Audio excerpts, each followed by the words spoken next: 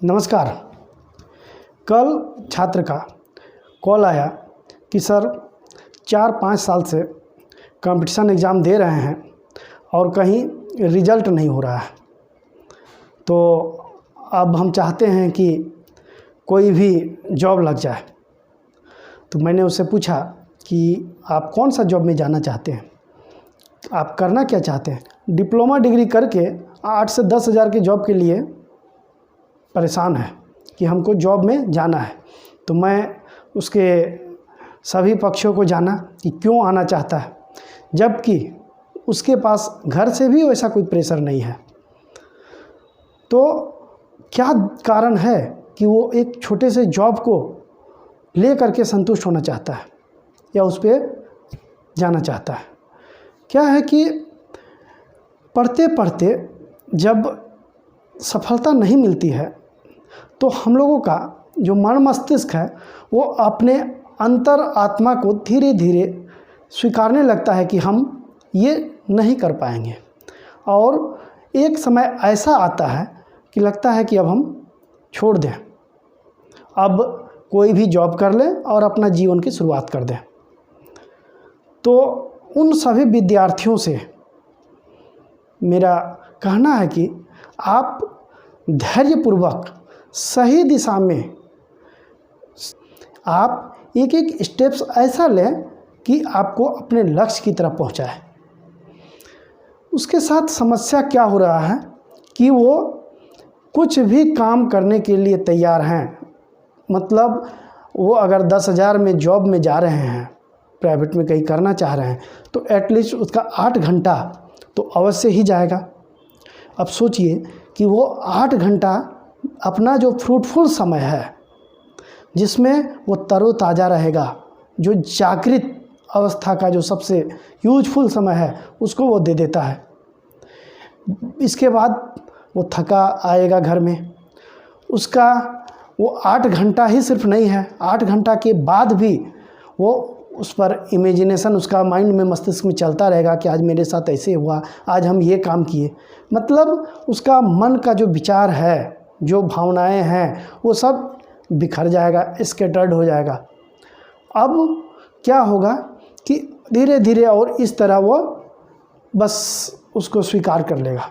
तो उसका जो ड्रीम जॉब था, जो डिप्लोमा डिग्री किया, जिसके लिए उसके परिवार में घर गार्जियन सब इतना खुश हुए थे कि अब मेरा बेटा एक अच्छी जॉब में, एक ड्रीम जॉब में रहेगा और घर का जो स्थिति है वो बहुत अच्छा सुधार हो जाएगा। तो अब उसके साथ वैसा नहीं होता है। तो इन सभी चीज़ों को जब मैंने एनालिसिस किया तो देखा कि क्या कारण है कि वो 4-5 साल से लगातार एग्ज़ाम दे रहा है और उसको ड्रीम जॉब मिल नहीं रहा है।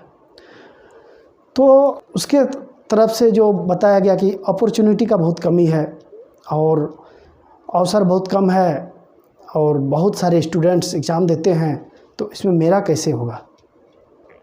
तो मेरा कहना है कि आप स्टूडेंट्स की संख्या पर मत जाएं, कितना वैकेंसी है वो तो मायने रखता ही है, बट आपके लिए एक चाहिए। आप अपने लेवल को बढ़ाइए, अपने स्तर को, जब अध्ययन के स्तर को आप बढ़ाते हैं, जब आप सही दिशा में मेहनत करते करते प्रतिदिन के मेहनत से अपने अध्ययन के स्तर को, अपने सिलेबस को कवर कर लेते हैं, तो आप सफलता के काफ़ी नज़दीक पहुंच जाते हैं। और इसके बाद आपको अपने माइंडसेट पे थोड़ा काम करना होगा। माइंडसेट क्या है? आपके विचारों को, थॉट्स जो आपके आएंगे उस पर थोड़ा समझना होगा कि जो भी नेगेटिव थॉट्स आते हैं उसको हटाना होगा और पॉजिटिव सोच के साथ आगे बढ़ना होगा।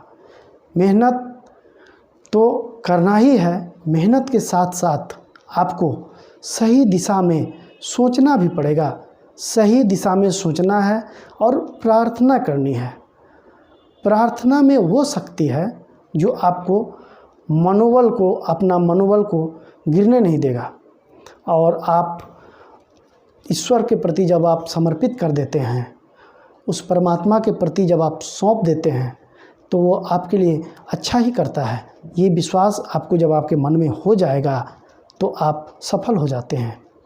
और कभी कभी सफलता बहुत ही पास होती है और आप छोड़ देते हैं। ऐसे विद्यार्थियों के लिए सुझाव है जो कुछ भी जॉब करना चाहते हैं, यानी आप इतने पढ़े लिखे, अपना समय दिया और फिर आप कोई भी जॉब के लिए डाइवर्ट हो रहे हैं, तो आप एक काम कर सकते हैं कि अभी जो आप एग्ज़ाम दे रहे हैं उससे रिलेटेड सब्जेक्ट्स और टॉपिक्स को पढ़िए, समझिए और अपने से जूनियर्स उसको पढ़ाइए। इससे क्या होगा, जब आप पढ़ाते हैं तो आपका जो समझने की क्षमता है वो डेवलप होगी। जब आप पढ़ते हैं उससे और जब आप पढ़ाते हैं दोनों में काफ़ी अंतर होता है। तो जैसे ही आप पढ़ाने लगते हैं तो आप में वो क्षमताएं आ जाएगी सोचने समझने की, और आपका ये एग्ज़ाम में जो प्रिपरेशन कर रहे हैं इसमें आपको बहुत मदद मिलेगी। तो अगर ये वीडियो पसंद आए तो लाइक करें, अगर वीडियो से कुछ भी फ़ायदा हो सब्सक्राइब करें और शेयर करें कि और लोगों को भी इसका फ़ायदा मिल सके। Thank you.